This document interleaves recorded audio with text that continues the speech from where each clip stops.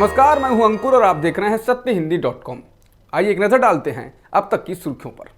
Kerala police अधिनियम संशोधन अध्यादेश पर बढ़ते विवाद के बीच विजयन सरकार ने यू टर्न ले लिया है। उन्होंने सोशल मीडिया पर पाबंदी वाले अध्यादेश को फिलहाल लागू नहीं करने की बात कही है। सीएम पिनाराई विजयन ने सफाई देते हुए कहा कि केरल पुलिस अधिनियम संशोधन अध्यादेश की घोषणा के बाद से अलग अलग लोगों के कई सारे सुझाव आए हैं। केरल सीएम ने कहा कि खासकर उन लोगों ने इस कानून को लेकर चिंता व्यक्त की है जिन्होंने प्रदेश में लोकतंत्र को बचाने के लिए एलडीएफ का साथ दिया। ऐसे हालात में हम इस कानून को लागू नहीं करेंगे। हाल ही में बिहार विधानसभा चुनाव और अन्य राज्यों में हुए उपचुनाव में कांग्रेस को मिली हार पर पार्टी के वरिष्ठ नेता गुलाम नबी आज़ाद ने कहा कि चुनाव में हार से हम सभी चिंतित हैं, खासकर बिहार और उपचुनाव परिणामों के बारे में। मैं हार के लिए नेतृत्व को दोष नहीं देता, पर पार्टी से जुड़े हमारे लोगों का जमीनी स्तर पर संपर्क खत्म हो गया है। उन्होंने कहा कि कांग्रेस नेताओं को कम से कम चुनाव के दौरान 5 स्टार कल्चर को छोड़ देना चाहिए। आज़ाद ने कहा कि हमारे नेता आजकल टिकट मिलते ही 5 स्टार होटल में कमरा बुक करा लेते हैं। नेताओं को पता होना चाहिए कि ऐसे चुनाव नहीं जीते जा सकते। कांग्रेस पार्टी में बगावत पर गुलाम नबी आज़ाद ने कहा, यहाँ कोई बगावत नहीं है। बगावत वह होती है जिसमें कहा जाता है इसको हटाओ। बगावत में बादशाह का वजीर सेना के साथ मिलकर बगावत करता है। बादशाह को जान से मार दे या हरा दे, उसे बगावत कहते हैं। उन्होंने कहा कि हम जो कर रहे हैं वह सुधार है। असली वजीर वह होगा जो बादशाह को हकीकत बताएगा।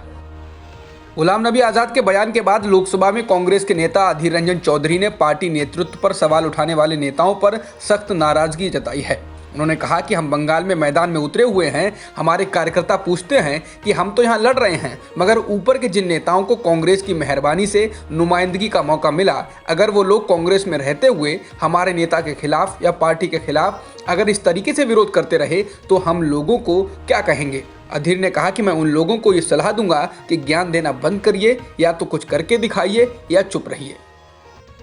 देश के पूर्व उपराष्ट्रपति हामिद अंसारी के कुछ बयानों पर दक्षिणपंथी वर्ग के लोगों ने हंगामा कर दिया है। दरअसल एक वर्चुअल कार्यक्रम में शुक्रवार को हामिद अंसारी ने कहा था कि कोरोना महामारी संकट से पहले ही भारतीय समाज 2 अन्य महामारियों, धार्मिक कट्टरता और आक्रामक राष्ट्रवाद का शिकार हो चुका था। इसी में जोड़ते हुए अंसारी ने यह भी कहा था कि इन दोनों के मुकाबले देश प्रेम ज्यादा सकारात्मक अवधारणा है, क्योंकि यह सैन्य और सांस्कृतिक रूप से रक्षात्मक है। जिसके बाद एक खास वर्ग सोशल मीडिया पर इसका विरोध कर रहा है।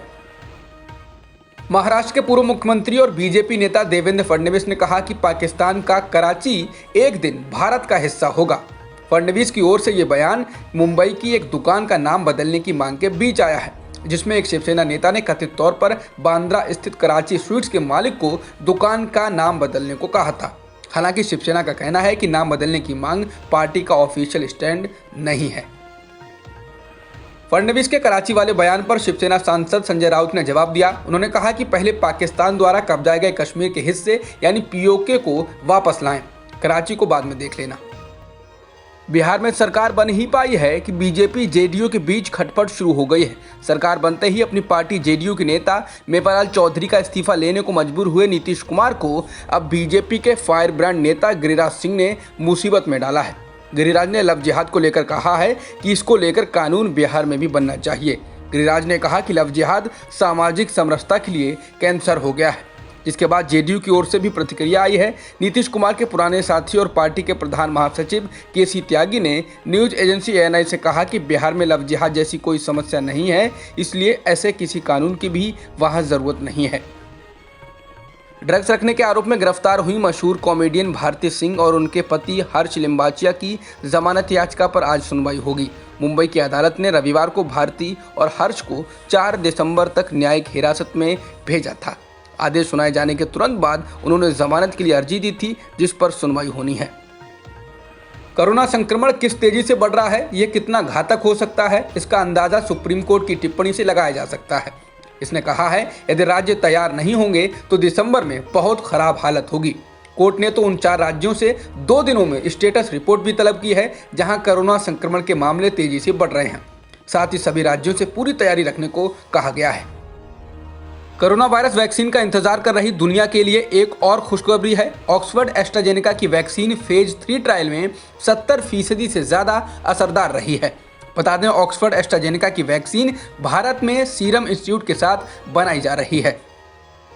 देश की राजधानी दिल्ली में कोरोना एक बार फिर बहुत तेजी से फैल रहा है। पिछले 6 दिनों में दिल्ली में कोरोना के कारण 648 लोगों की जान जा चुकी है। यहाँ हर दिन लगभग 100 से अधिक लोगों की मौत हो रही है। अस्पतालों में भी बेड की समस्या आने लगी है। बता दें, पिछले एक दिन में दिल्ली में 6,746 नए मामले दर्ज किए गए हैं और 121 लोगों की मौत हुई है, जिससे कुल एक्टिव मामले 40,000 के पार हो गए हैं।